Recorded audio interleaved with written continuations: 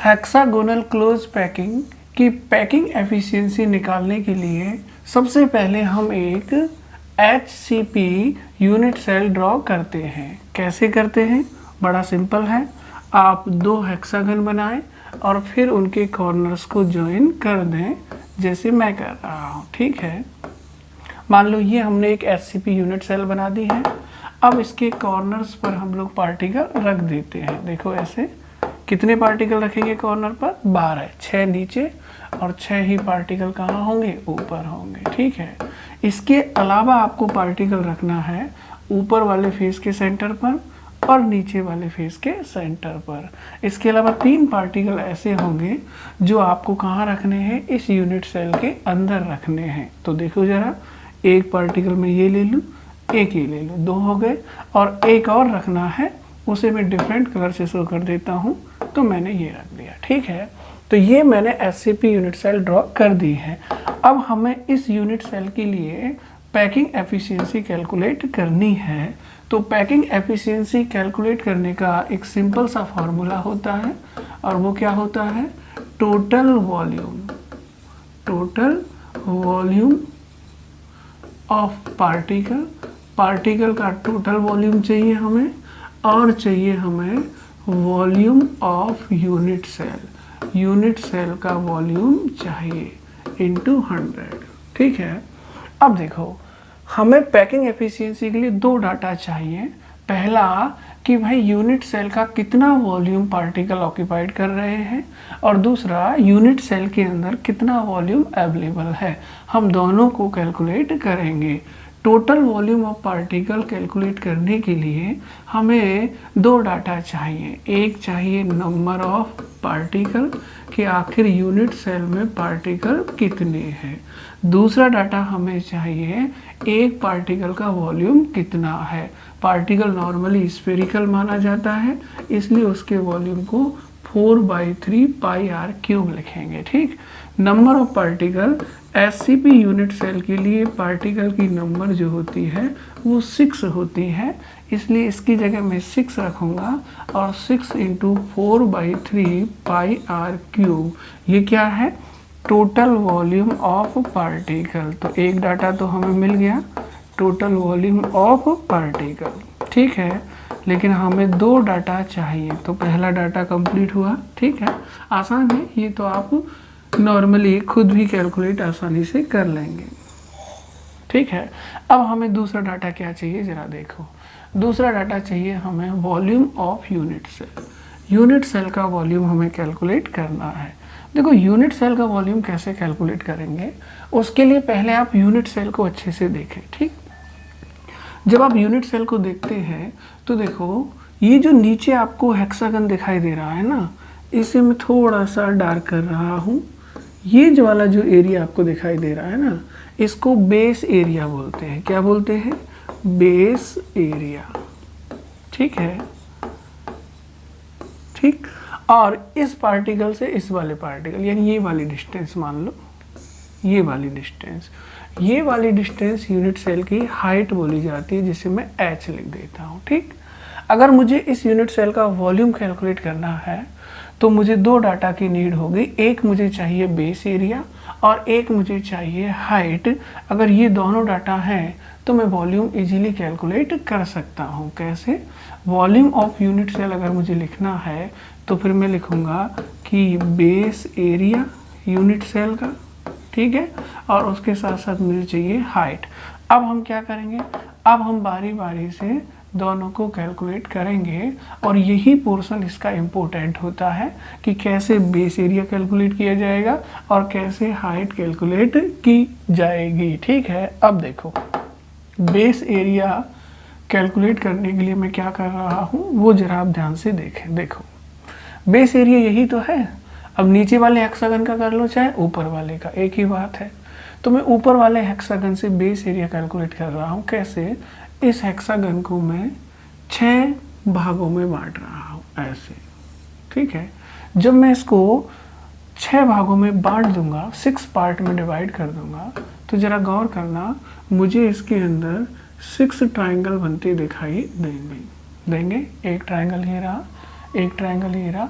ऐसे कैलकुलेट करोगे तो टोटल कितने ट्राइंगल हो जाएंगे 6। जैसे एक, फिर ये हो गया आपका दूसरा ट्राइंगल, फिर ये हो गया आपका तीसरा ट्राइंगल, फिर ये हो गया आपका चौथा ट्राइंगल, फिर ये हो गया आपका पांचवा, और लास्ट वन ये छठवां ट्राइंगल। हो गया कि नहीं हो गया? ठीक।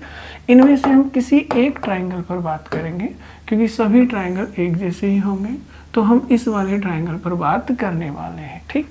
अब देखो मुझे एक बात बताओ, ऐसे कितने ट्राइंगल हैं? 6।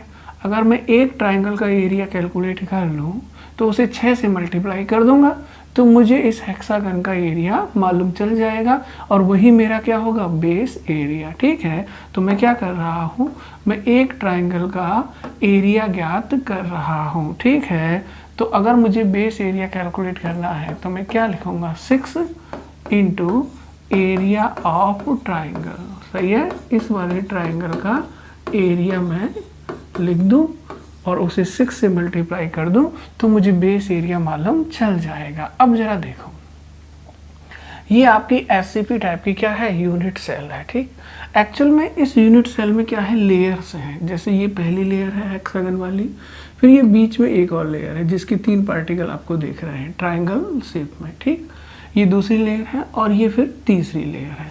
अगर इन लेयर्स के पार्टिकल का अरेंजमेंट हम लोग शो करते हैं तो वो अरेंजमेंट कुछ इस तरह से हमको दिखाई देता है। देखो जरा, मैं एक बार उस अरेंजमेंट को शो कर रहा हूँ जिससे ये यूनिट सेल ड्रॉ हुई है।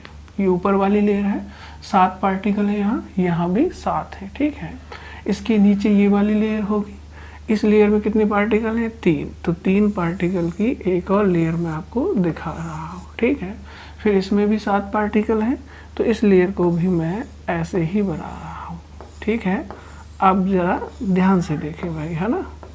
ठीक है, ये वाली लेयर ये रही, सही है, ये वाली लेयर ये रही और ऊपर वाली लेयर ये रही। हो गई तीनों लेयर। ये और ये लेयर सेम है इसलिए दोनों का नाम भी सेम होगा कि भाई ए टाइप की लेयर है, और ये थोड़ी डिफरेंट अरेंजमेंट वाली है तो इसको बी टाइप की लेयर कह देते हैं। तो आपने पढ़ा होगा कि ये ए बी टाइप का अरेंजमेंट होता है। ठीक है, बाकी हमें इससे कोई मतलब नहीं है अभी तो हमें सिर्फ ये मतलब है कि इस ट्राइंगल का एरिया हम लोग कैसे कैलकुलेट करेंगे। तो देखो जरा, उसके लिए मैंने ये लेयर आपको शो की है। अगर मैं इन सभी पार्टिकल के सेंटर को यहाँ पर दिखाऊं तो ये कुछ इस तरह से दिखेंगे, और अगर इन सब के सेंटर को मैं मैच कर देता हूँ, मिला देता हूँ, देखो तो देखो, अगर मैं इनके सेंटर को मिलाऊंगा इस तरह से तो मुझे अपने आप एक हेक्सागन बनता दिखाई देगा कि नहीं देगा? अब मेरा सवाल ये है कि इस हेक्सागन में इन दोनों पार्टिकलों को देखो और इन दोनों पार्टिकल्स के सेंटर टू सेंटर अगर डिस्टेंस देखी जाए तो वो कितनी होगी? 2r होगी ना, यानी ये पार्टिकल एक दूसरे को टच कर रहे होंगे। ठीक है, अच्छा ये पार्टिकल इसको भी टच कर रहा होगा, ये जो बीचों बीच में है, कर रहा होगा कि नहीं कर रहा होगा? इसके सेंटर को भी चलो हम लोग दिखा देते हैं कि मान लो इसका सेंटर ये रहा। ठीक है, तो ये पार्टिकल इसको भी टच कर रहा है, और जब 2 पार्टिकल एक दूसरे को टच करते होंगे तो उनके बीच की दूरी सेंटर टू सेंटर डिस्टेंस लेते हैं और वो हमेशा 2r होती है। तो ये वाली डिस्टेंस भी कितनी है? 2r। इवन ये वाली डिस्टेंस ये भी टच कर रहे हैं तो ये डिस्टेंस भी कितनी है? 2r। होगी कि नहीं होगी? ऊपर वाले भी पार्टिकल टच कर रहे हैं तो ये डिस्टेंस 2r, ये पार्टिकल टच कर रहे हैं तो ये भी डिस्टेंस 2r। होगी कि नहीं होगी? ये भी टच कर रहे हैं तो ये भी कितनी डिस्टेंस होगी? ये भी डिस्टेंस 2r होगी कि नहीं होगी? तो ये वही ट्राइंगल बन गया है जो ट्राइंगल हम लोग यहाँ ले रहे थे। जरा ध्यान से देखें सब लोग, ये वाला जो ट्राइंगल बनाया है हम लोगों ने, ये यही तो है, ये वाला है कि नहीं है? और इस ट्राइंगल के लिए अगर हम लोग ध्यान से देखें तो एक्चुअल में ये जो 2 पार्टिकल है ना, ये दोनों एक दूसरे को टच कर रहे होंगे, और ये जो बीच में रखा हुआ पार्टिकल है ये इन दोनों को टच कर रहा होगा। इवन ये तो जो ये 6 पार्टिकल रखे हैं इन सबको टच कर रहा होगा। लेकिन जब ये टच करते हैं तो बीच की डिस्टेंस कितनी हो जाती है? 2r। इसलिए ये वाली डिस्टेंस कितनी होगी? ये वाली डिस्टेंस ये वाली होगी आपकी 2r। होगी कि नहीं होगी? ये भी टच करेंगे बीच वाले भी तो ये भी डिस्टेंस कितनी होगी? 2r। और ये भी टच करेंगे तो ये डिस्टेंस भी कितनी होगी? 2r। आप देख सकते हैं यहाँ ये पार्टिकल टच कर रहे हैं इसलिए ये डिस्टेंस 2r, ये भी 2r और ये भी 2r। क्लियर? अब देखो हमारे सामने कौन सा ट्रायंगल बना है, ये वाला ट्रायंगल बना है, और इसी ट्रायंगल का हमें क्या ज्ञात करना है, एरिया। तो मैं यहाँ ट्रायंगल लिख देता हूँ कि भाई ये ट्रायंगल है, ये वाला, इसका एरिया हमें निकालना है। ठीक है, किसी ट्रायंगल का एरिया निकालने के लिए क्या फॉर्मूला यूज करते हैं हम लोग, तो ट्रायंगल के एरिया के लिए हम फॉर्मूला यूज करते हैं 1/2 बेस इंटू हाइट। ठीक है, अब मुझे एक बात बताओ, यहाँ से यहाँ तक की डिस्टेंस कितनी है, 2r है कि नहीं, यही ट्रायंगल तो है ये वाला, तो सारी डिस्टेंस कितनी है, 2r, और अगर सारी डिस्टेंस 2r है तो ये तो एक इक्विलेटरल ट्रायंगल हो गया कि नहीं हो गया। और इसके लिए बेस हम ये वाला मान लें, तो ये बेस हो गया इसका 2r, कितना हो गया 2r, 1/2 यही होगा। अब हमें चाहिए हाइट। हाइट के लिए मान लो मैं एक परपेंडिकुलर यहाँ से ड्रॉ कर देता हूँ, देखो जरा ऐसे, ठीक, यही इसकी हाइट होगी जिसको मैं x मान लेता हूँ। ठीक है, अगर मैं इस पूरे ट्रायंगल की बात करूँ तो सारी लेंथ एक जैसी है, इसलिए ये एक इक्विलेटरल ट्रायंगल है। इक्विलेटरल ट्रायंगल होने के कारण यहाँ जितने भी बॉन्ड एंगल बने हैं, इस पूरे ट्रायंगल की बात कर रहा हूँ, वो 60 के होंगे। तो ये भी 60 का होगा, ये भी 60 का होगा, इवन ये पूरा भी 60 का होगा। मगर अब तो इसके दो हिस्से हो गए हैं, तो ये कितने का होगा, ये होगा 30 का। ठीक है, मुझे ये हाइट कैलकुलेट करनी है। इसके लिए मैं क्या कर रहा हूँ, इसके लिए मैं यहाँ से cos थीटा की वैल्यू निकाल रहा हूँ, cos 30 की वैल्यू। तो cos 30 बराबर, अब cos थीटा कैसे निकालते हैं आप, आधार बटे कर्ण करके। ठीक है, अब इस ट्रायंगल में ये तो है इसका हाइपोटेन्यूस कर्ण और ये हो गया आधार, तो मैं करूँगा x अपॉन ये कितना है 2r। सही है, cos 30 की वैल्यू कितनी होती है, √3/2 बराबर x अपॉन 2r। 2 से 2 कैंसिल हो जाएगा, यहाँ बचेगा r, तो ये हो जाएगा x बराबर √3r। ठीक है, ये हमारे पास क्या आ गई, हाइट। इसकी हमें नीड भी थी, तो जरा देखें हम वापस से यहाँ आए, हमें यहाँ हाइट चाहिए थी और वो हाइट कितनी हो गई है, √3r हो गई। अब देखो इस ट्रायंगल का एरिया कितना होगा, 2 से 2 कैंसिल हो जाएगा, r इंटू r करोगे तो ये आएगा √3r²। ये क्या आया है, ये आया है एरिया ऑफ ट्रायंगल। ऐसे कितने ट्रायंगल हैं आपके पास, आपके पास ऐसे 6 ट्रायंगल हैं, है कि नहीं है। तो जब हम बेस एरिया कैलकुलेट करेंगे तो एक ट्रायंगल का एरिया कितना मानेंगे, √3r²।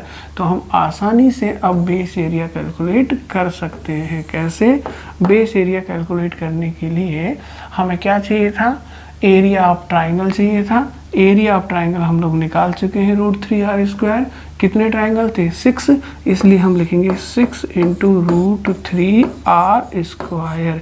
ये क्या है, ये है बेस एरिया। ठीक है, क्योंकि बेस एरिया में 6 ही ट्रायंगल बन रहे थे और एक ट्रायंगल का एरिया √3r² है। क्लियर, अब वापस आइए, और क्या क्या चाहिए हमें, बेस एरिया के अलावा अब एक डाटा और है जो हमें चाहिए और वो है हाइट। ठीक है, हमें इस यूनिट सेल की हाइट कैलकुलेट करनी है। हाइट से मतलब समझते हैं आप, ये वाली डिस्टेंस देखो, ये वाली डिस्टेंस, ये है ना, यही डिस्टेंस तो चाहिए हमें। ये वाली डिस्टेंस क्या है, इसकी हाइट है, तो हमें ये कैलकुलेट करनी है। ठीक है, अब देखो जरा आप ध्यान दें, नीचे एक ट्राइंगल बनेगा, इन तीनों से बनेगा कि नहीं बनेगा। ठीक है, अब देखो जरा ध्यान देना, मैं इस ट्राइंगल के सेंटर की बात कर रहा हूँ। किसकी बात कर रहा हूँ, सेंटर की। तो सपोज दैट इस ट्राइंगल का सेंटर यहाँ पर है। ठीक है, मैं सेंटर से ऊपर की तरफ जाता हूँ यहाँ तक। ठीक है, तो ये जो डिस्टेंस निकली है ना, ये वाली डिस्टेंस, ये डिस्टेंस जस्ट h/2 है। कितनी है, h/2। समझ गए मेरी बात को। ऐसे मैं नीचे भी चल सकता हूँ, अगर मैं नीचे यहाँ से यहाँ तक आऊँ तो ये डिस्टेंस कितनी होगी, h/2। तो ये वाली डिस्टेंस तो है h/2, यहाँ से यहाँ तक की ये भी कितनी है, h/2, और यहाँ से यहाँ तक की कितनी है, h/2। तो देखो मैंने क्या किया है, मैंने कुछ नहीं किया, मैंने इस ट्राइंगल का सेंटर यहाँ अज्यूम किया था। इस सेंटर से मैंने इस ब्लैक वाले पार्टिकल की डिस्टेंस देखी, तो ये जस्ट कितनी है, h का आधा, मतलब h/2। ऐसे इस सेंटर से मैंने इस ब्लैक वाले पार्टिकल की डिस्टेंस देखी तो वो भी कितनी है h/2, तो ये h/2 ये h/2, टोटल कितनी हो जाएगी h हो जाएगी। क्लियर है सबके दिमाग में? अब देखो मुझे ये डिस्टेंस कैलकुलेट करनी है, उसके लिए मैं क्या करने जा रहा हूँ वो आप लोग ज़रा ध्यान से देखेंगे। देखो मैं क्या कर रहा हूँ, इस ट्राइंगल को और ऊपर और नीचे वाले पार्टिकल जो ब्लैक कलर से दिखाए हैं उनको बाहर निकाल रहा हूँ।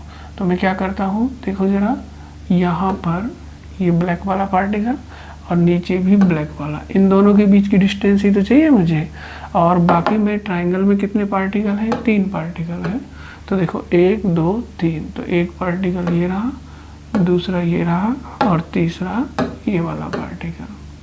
ठीक है, मैंने इनको बाहर निकाल लिया है। अब मैंने क्यों निकाला है ज़रा वो चीज़ आप लोग समझने की कोशिश करेंगे। देखो मुझे कौन सी डिस्टेंस मेजर करनी है, एक्चुअल में मुझे ये वाली, देखो यहाँ से यहाँ तक ये वाली डिस्टेंस ही तो चाहिए, यही तो है मेरे लिए h। ठीक, अब देखो ये जो तीनों पार्टिकल है ना, ये तीनों पार्टिकल एक्चुअल में एक दूसरे को टच कर रहे होंगे और ये ब्लैक वाला पार्टिकल इनके ऊपर रखा होगा। तो जब ये एक दूसरे को टच कर रहे होंगे ना, तो ये आपको किस तरह से दिखाई देंगे वो मैं अजम्पशन आपके दिमाग में लाना चाहता हूँ। तो देखो ज़रा, ये वाला पार्टिकल ऐसे रख दिया और ये दूसरा, ये दोनों एक दूसरे को टच कर रहे होंगे और ये वाला पार्टिकल इन दोनों को टच करेगा और इनके आगे रखा है, सामने रखा है। तो ये वाला पार्टिकल मैं यहाँ रख देता हूँ। क्लियर? और ये जो ब्लैक वाला पार्टिकल है, ये वाला, ये पार्टिकल दरअसल इन तीनों पार्टिकलों के जस्ट कहाँ होगा, ऊपर, इन तीनों के जस्ट ऊपर। तो मैं इसको जस्ट ऊपर रख देता हूँ, ये रख दिया। ठीक है, अब जरा आप गौर करें और गौर से देखें, ये चारों पार्टिकल ऊपर वाले ये चारों है ना, आपको इस तरह से दिखाई देंगे। दिखाई दे रहे हैं सबको? ठीक है, क्योंकि ये टच कर रहे होंगे ना। तो देखो आप इधर ध्यान देना, जब ये चारों पार्टिकल आपस में मिल जाएंगे, क्योंकि इस लेयर के ऊपर ये पार्टिकल आएगा, तो ये आपस में मिल करके आपको इस तरह के दिखाई देंगे। ठीक, इसका मतलब ये सभी पार्टिकल एक दूसरे को टच कर रहे होंगे। 3 नीचे हैं और एक कहाँ है, ऊपर। जब ये टच कर रहे हैं तो मैं क्या करता हूँ, इनके सेंटर को अज्यूम करता हूँ। इसका सेंटर ये रहा, इसका ये रहा, इसका ये रहा और इसका ये रहा। आप तो जानते ही हैं कि जब 2 पार्टिकल एक दूसरे को टच करते हैं तो उनके बीच की सेंटर टू सेंटर डिस्टेंस कितनी ली जाती है। सेंटर टू सेंटर डिस्टेंस हमेशा 2r ली जाती है। ये 2r है, ये भी कितनी है, 2r है। इवन यहाँ से इन दोनों के सेंटर के बीच की भी कितनी है, 2r। इन दोनों के सेंटर की डिस्टेंस कितनी है, 2r, है कि नहीं है। अब मैं आपको इसी डिस्टेंस का आइडिया देना चाहता था, इसलिए मैंने ये डायग्राम इस तरह से बनाया है। ठीक है, अब जरा देखो, यहाँ पर मैं आपसे कुछ पूछता हूँ, आप बताएंगे मुझे ये वाली डिस्टेंस कितनी है। टच कर रहे हैं ना ये पार्टिकल, तो ये कितनी है बताओ, 2r। ये वाली डिस्टेंस कितनी है, ये भी 2r है। इवन ये वाली डिस्टेंस भी कितनी है, ये भी कितनी है, 2r, है कि नहीं है। अब मैं आपसे पूछूं ये और ये, इनके बीच की डिस्टेंस कितनी है। तो भाई डायग्राम में भले ही यहाँ ये दूर हो, लेकिन इन तीनों के जस्ट ऊपर ये रखा होगा, इस तरह से होगा कि नहीं होगा, ब्लैक कलर वाला। इसका मतलब ये ब्लैक कलर वाला पार्टिकल इन तीनों को टच कर रहा है, इसलिए ब्लैक और ग्रीन के बीच की दूरी भी 2r होगी। ब्लैक और ब्लू वाले के बीच की दूरी भी कितनी होगी, 2r ही होगी। इसका मतलब इन दोनों के बीच की ये जो डिस्टेंस है ना, सेंटर टू सेंटर, ये भी कितनी होगी, 2r ही होगी। ध्यान रखेंगे आप लोग, बस इतना सा अजम्पशन ध्यान में रखना है। क्लियर? अब मैंने क्या कहा था, मैंने कहा था इस ट्राइंगल का सेंटर ले लो, इस वाले ट्राइंगल का लिया था, और इस ट्राइंगल से मैं इस ब्लैक वाले पार्टिकल तक की डिस्टेंस तय करता हूँ, तो वो h/2 होती है। नीचे जाता हूँ तो नीचे भी h/2 और टोटल कितनी हो जाती है, h। इसका मतलब इसके सेंटर से मैं ब्लैक वाले पार्टिकल के सेंटर तक अगर जाऊँ तो कितनी डिस्टेंस चलूँगा, h/2। ठीक है, ये 2r, ये 2r, ये 2r, ये 2r, बट ये तो सीधी डिस्टेंस है, ये कितनी होगी, h/2 होगी कि नहीं होगी। कहाँ से चल रहा हूँ, सेंटर से, ऐसे यहाँ से सेंटर तक आया, फिर यहाँ पहुँचा तो h/2, और फिर यहाँ से इन दोनों पार्टिकल के बीच की डिस्टेंस कितनी हो जाएगी, 2r। एक बार फिर से अज्यूम कर लें भाई, क्योंकि यहाँ पर ये अजम्पशन आपका स्ट्रॉन्ग होना चाहिए। सबसे पहले मैंने एक ट्राइंगल अज्यूम किया, ये वाला किया, मुझे पता है ये पार्टिकल टच कर रहे हैं, इसलिए डिस्टेंस 2r और 2r ही होगी सारी, ठीक है। उसके बाद मैंने कहा इस ट्राइंगल के सेंटर से, कहाँ से, सेंटर से, ये सेंटर है उसका, तो सेंटर से ब्लैक वाले पार्टिकल तक जाऊंगा ऐसे, तो h/2 हाइट तय करूंगा। लेकिन इससे और यहाँ तक जाऊंगा तो ये डिस्टेंस तो 2r ही होगी, क्योंकि ये तो टच कर रहे होंगे, होंगे कि नहीं होंगे। फिर मैंने एक ट्राइंगल और बना दिया इस तरह से, ठीक है। अब बस इस ट्राइंगल की ही कैलकुलेशन है जो आपको अच्छे से समझनी है, उसके बाद तो आप आसानी से सब कुछ सॉल्व कर लेंगे, ठीक है। सबसे पहले मैं क्या कर रहा हूँ, मुझे ये h/2 डिस्टेंस चाहिए। जब मेरे पास ये h/2 होगी तो मैं इसको जस्ट डबल करके h कैलकुलेट कर लूँगा कि नहीं कर लूँगा। तो मुझे सबसे पहले h/2 डिस्टेंस कैलकुलेट करनी है। उसके लिए मुझे क्या करना है वो आप लोग ध्यान से देखेंगे। उसके लिए मैं क्या कर रहा हूँ, देखो सबसे पहले मैं इस वाले ट्राइंगल को बना रहा हूँ। कौन सा ट्राइंगल, ये वाला, देखो ये वाला, ये रेड कलर से जो दिखाया है, ठीक। ये डिस्टेंस 2r है, ये भी 2r है, और ये भी कितनी है, 2r है, सारी डिस्टेंस 2r है, ठीक। अब देखो मैं इसके सेंटर की बात करूं तो जरा ध्यान दें, मान लो इसका सेंटर ये रहा, ठीक है। अब आप इधर ध्यान देंगे, मैं सेंटर तक आ रहा हूं किसी भी कॉर्नर से, तो मान लो मैं इस कॉर्नर से सेंटर तक आ रहा हूं, ठीक।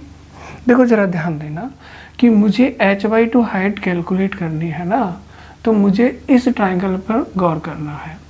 ये डिस्टेंस तो मेरे पास है 2r, ये वाली डिस्टेंस मैंने h/2 मान ली है, लेकिन ये डिस्टेंस नहीं है मेरे पास। तो इस डिस्टेंस को कैलकुलेट करने के लिए मैंने इस ट्राइंगल का सहारा लिया है, ठीक है। तो मेरा मकसद है सेंटर से इस कॉर्नर तक ये डिस्टेंस निकालना, इसीलिए मैंने ये डिस्टेंस यहाँ इंडिकेट की है। आप मुझे बताएं कि ये 2r डिस्टेंस है, इक्विलेटरल ट्रायंगल है, बॉन्ड एंगल कितना होगा, 60 का होगा। सारे ही बॉन्ड एंगल कितने होंगे, 60 के। ये भी 60 का ही होगा कि नहीं होगा, ये पूरा 60 का होगा। लेकिन अगर मैं इस बॉन्ड एंगल की बात करूं तो ये कितना हो जाएगा, ये 30 का होगा कि नहीं होगा। थोड़ा बड़ा कर देता हूँ, सही है, क्लियर है सबके दिमाग में, ठीक। अब देखो इस डिस्टेंस को मैं x मान लेता हूँ, क्या मान लेता हूँ, x, और मुझे यही कैलकुलेट करनी है। तो मैं एक और नया ट्रायंगल यहाँ पर मान लेता हूँ, ये वाला मान लिया।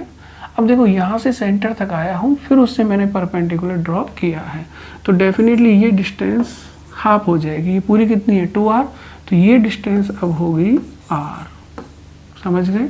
तो ये r है और ये क्या है, x, और मुझे ये डिस्टेंस, ये वाली डिस्टेंस चाहिए, x चाहिए कि नहीं चाहिए। तो देखो x को कैलकुलेट करने के लिए मैं क्या कर रहा हूँ, x को कैलकुलेट करने के लिए मैं यहाँ वही cos 30 की वैल्यू निकाल रहा हूँ। किसकी वैल्यू, cos 30 की। cos थीटा बराबर क्या होता है, आधार बटे कर्ण होता है, ठीक है। तो आधार तो इसका r हो गया और कर्ण इसका हो गया x, तो मैं करूँगा r/x, सही है। अब मुझे बताओ cos 30 की वैल्यू कितनी होती है, अभी आया था, cos 30 कितना होता है, √3/2 बराबर कितना है, r/x, बोला है कि नहीं है, ठीक। अब मुझे यहाँ से x चाहिए था, तो मैं यहाँ से x कैलकुलेट कर लूँगा।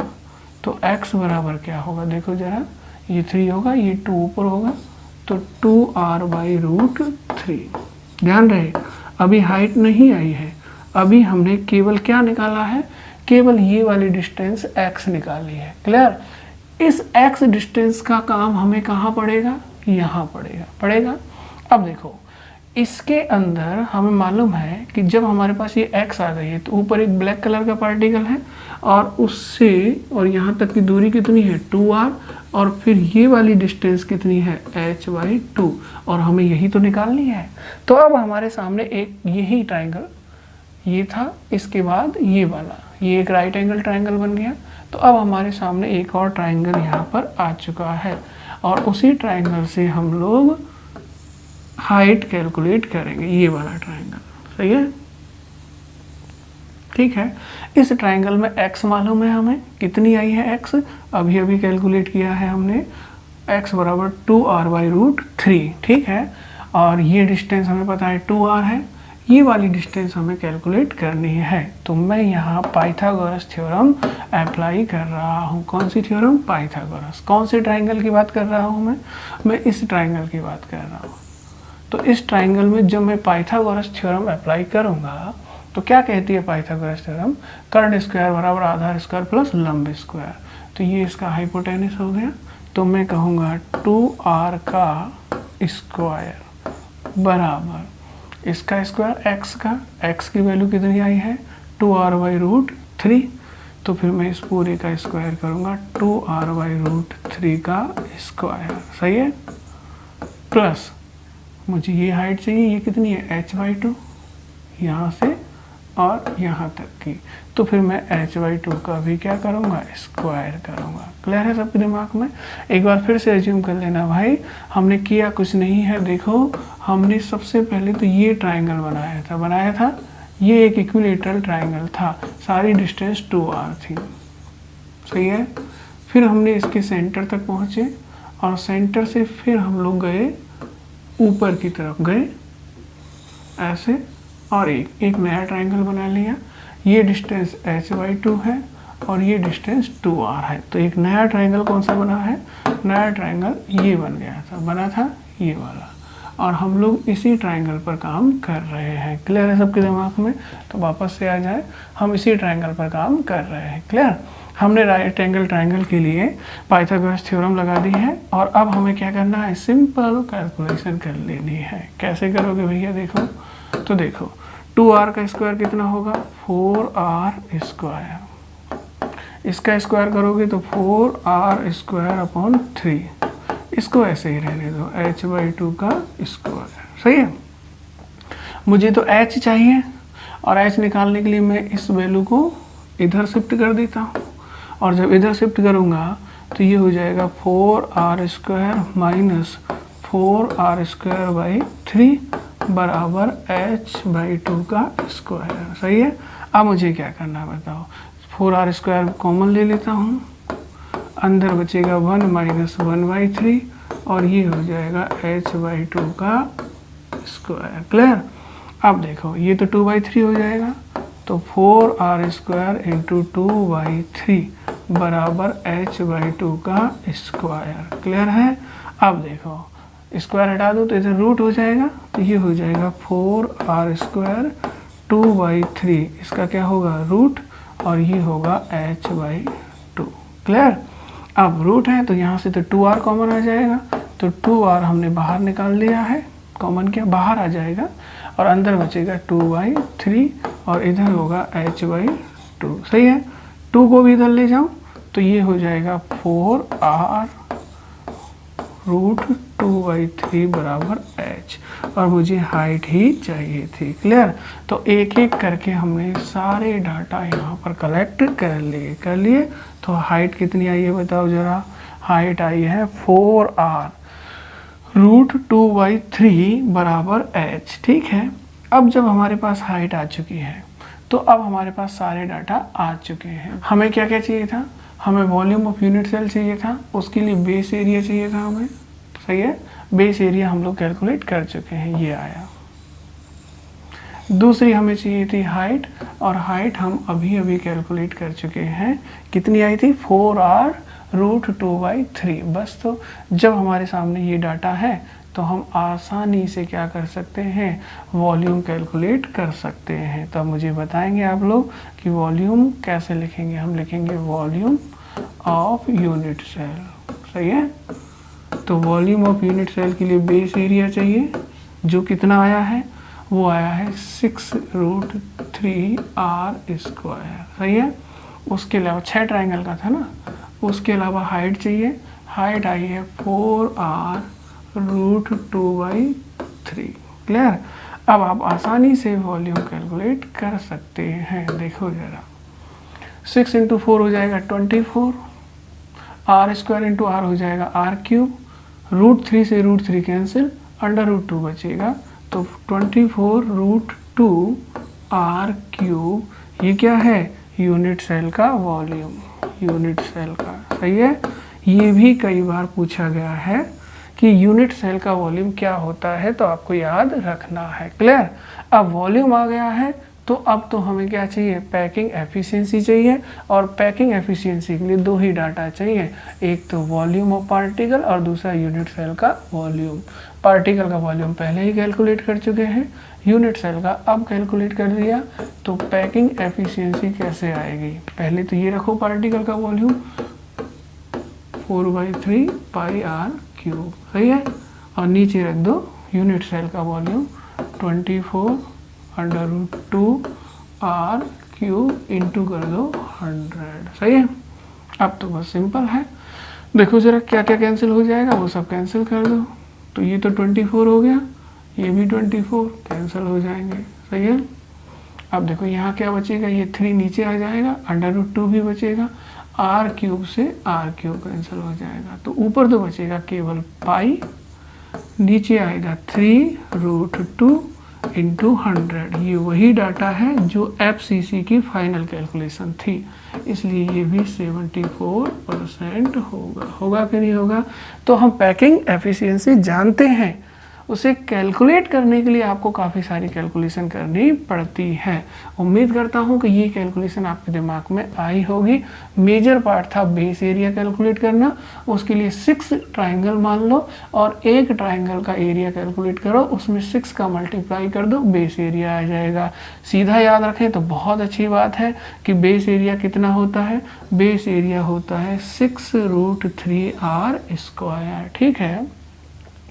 फिर हमें एक इम्पोर्टेंट चीज़ चाहिए थी, हाइट, मतलब यहाँ से यहाँ तक की डिस्टेंस, ये वाली डिस्टेंस। इसके लिए हमें इसको 2 हिस्सों में बांट करके देखा, यहाँ तक ये तो है h/2 और ये बाकी की h/2। तो हमने पहले h/2 कैलकुलेट की और उसे डबल करके h कर दिया कि नहीं कर दिया। और हाइट कैलकुलेट करने के लिए हमें थोड़ा सा और काम करना पड़ा, और वो काम हमने ऐसे किया, h/2 सेंटर से 2 ट्राइंगल बनाने पड़े, एक तो बीच वाला इक्विलेटरल ट्राइंगल, इस ट्राइंगल की मदद से हमने ये डिस्टेंस ज्ञात कर ली थी, ठीक है। और ये 2r डिस्टेंस मालूम हो गई, तो फिर हमने h/2 ज्ञात कर लिया था, किया था कि नहीं किया था, बस पाइथागोरस थ्योरम लगा करके h ज्ञात कर लिया था। और h कितना आया था, 4r√2/3 h की वैल्यू थी।